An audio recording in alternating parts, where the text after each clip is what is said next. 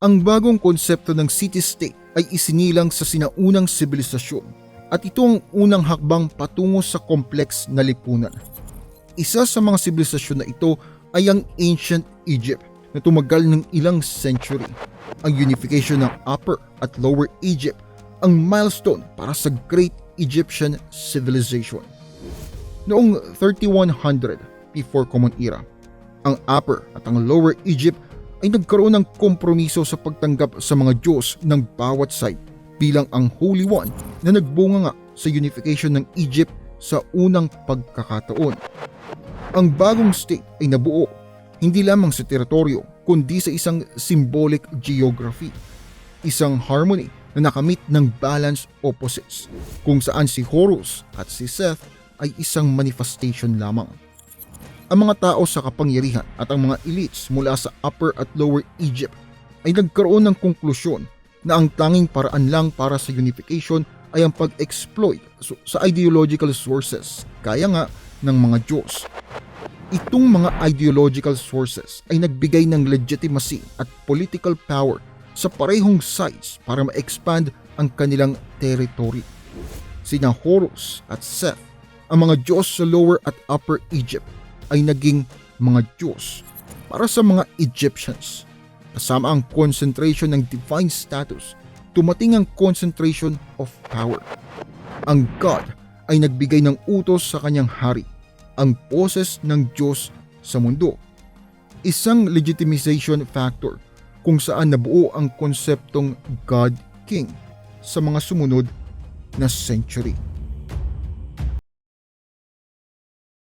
Ang intertwined relation ng ideology, economic at politics sa ancient Egyptian society ay isa sa mga una na unified city-state na may complex monarchical system of power.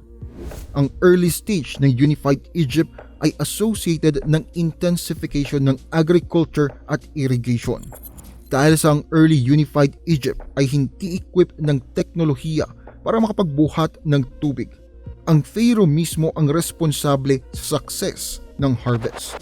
Sa oras ng famine o taggutom, ang agriculture na walang sapat na teknolohiya ay nabigong pakainin ng mga tao sa Egyptian territory.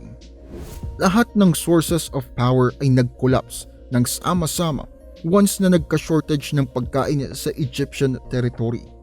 Ang economic structure ng society ay napunta sa verge of collapse at ang ideological structure ng society ay nagkaroon ng crack dahil sa powerless na pharaoh na may dysfunctional divine authority. Ang coercive force ay sumuway sa pharaoh at ang political power ay under pressure na ng society mula nang ang mga elites at otoridad ay hindi magawang masolve ang problema. Ang mga elites sa ancient Egypt ay nagawang makumbinsi ang pharaoh na mag-establish ng isang government body para makapag-access sa natural resources. Sa pagkontrol sa mga properties, ang gobyerno ay nagawang makontrol ang pulso ng environmental catastrophes, maging ang pinakaugat ng ancient Egypt na siyang economic aspect nito. Ang economy ay ang artery o ugat ng iba't ibang institusyon na may ilang degrees of power sa sistema nito. Isang importanteng function ng gobyerno ay ang lokasyon at koleksyon ng resources na necessary para suportahan ng korte at ng proyekto nito. Ang agricultural resources ng Egypt ay tila divided sa tatlong klase ng state. Ito ay ang owned directly ng kaharian, pagmamay-ari ng pious foundations na ang relasyon sa korona ay satal lamang, at ang pangatlo ay sa kamay ng mga pribadong individual at liable sa taxation. May two-sided role ang pious sa ancient Egyptian society. Sila ang koneksyon sa pagitan ng crown at ng mga ordinaryong tao. Nagbe-benefit ang crown mula sa pious dahil sa kanilang impluwensya sa lipunan, at ang pious naman ay nagte-take advantage sa kanilang position sa pamamagitan ng pagkubra ng mga properties at yaman mula sa korona. Ang share ng crown at ng pious sa power ang nag-i-stabilize sa political system sa ancient Egypt at nagmi-minimize sa mga riots at kaguluhan sa lipunan. Ang mga source ng political power sa Aztec society naman ay mostly occupied by noble birth, isang tao na may biological links sa unang Mexico. Pero Ang mga elites na in power ay kinakailangan magkaroon ng mobility sa pamamagitan ng achievements. Halimbawa, ang Aztec system of social stratification ay pinag-combine ang ascription at achievement. Sa kabilang banda, ang ancient Egypt kingship ay divine kingship kung saan nakuha ng hari ang power mula sa divine power. Walang achievements na involved sa Egyptian version ng kingship. Ang basic assertion lamang ay ang hari ay ang holder ng isang office na divine. Siya ang the good God. Siya ang particular incarnation ni Horus.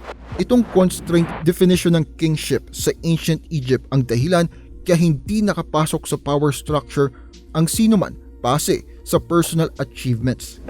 Gayunpaman, maliwanag na ang unang functional na explanation ay dapat magsimula sa Osiris-Horus-Seth motif, na kung saan ang mga pangunahing tema ay para ma-relate ang tao sa nabubuhay na hari sa pinakamalapit na paraan na royal ancestors ng kanyang bansa, at para masiguro na ang historical process ng royal succession ay mananatiling nakayakap sa loob ng central at authoritative body ng mythology.